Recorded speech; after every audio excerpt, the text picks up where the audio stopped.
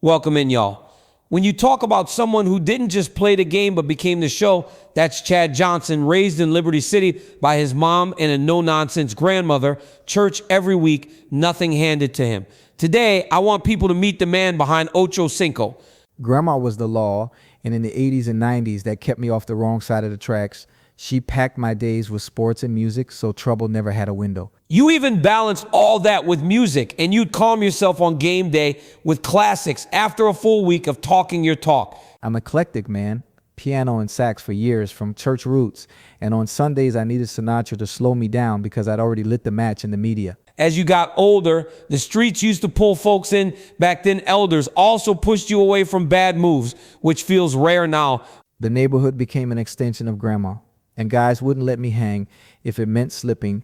That kind of street discipline isn't the same today. You loved a lot of sports. Why did football become the path if soccer had your heart?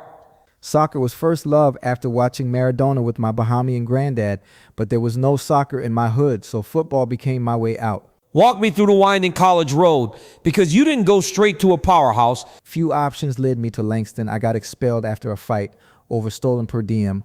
Moved to LA for Santa Monica JC. Kept tripping on eligibility until summer classes fixed it.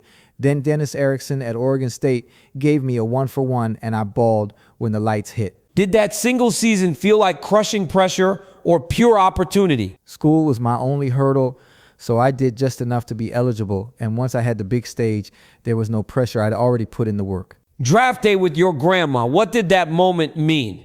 We cried. Every sacrifice, every whooping, every mistake felt worth it. And I knew a new climb was starting. The league's fast for rookies. When did it click? Mid-year 2, the game slowed to a crawl for me. The confidence and showmanship came out.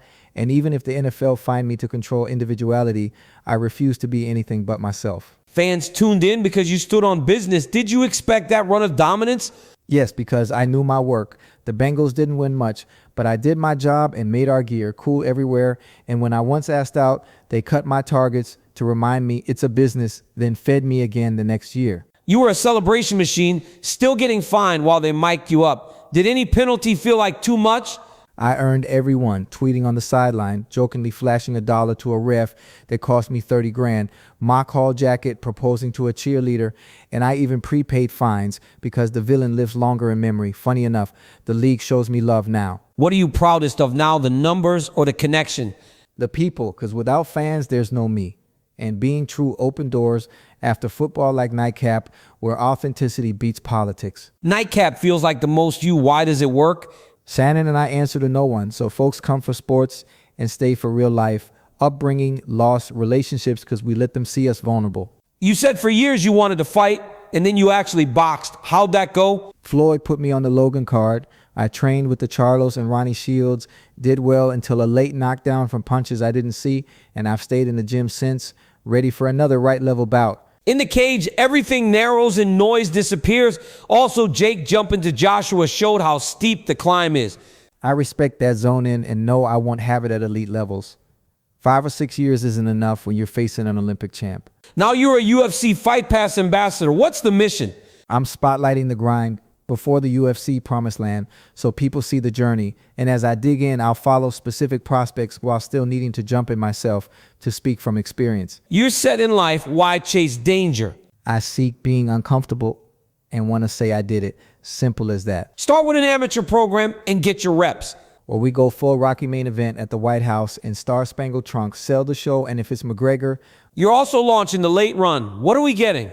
Under Ocho Cinco Productions, I'm giving you my love for soccer ahead of the World Cup, flying spirit, hitting as many matches as I can, and talking the beauty of the game. Soccer clicked for me when I saw the timing and space. Once you see it, it's art. Get in a true soccer atmosphere and it'll change your mind.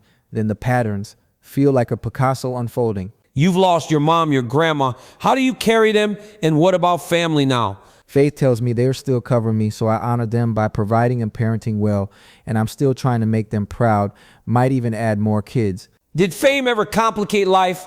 I'm a hug everybody, tell you I love you kind of person, and meeting me strips away the media's old villain mask. Did doubters fuel you?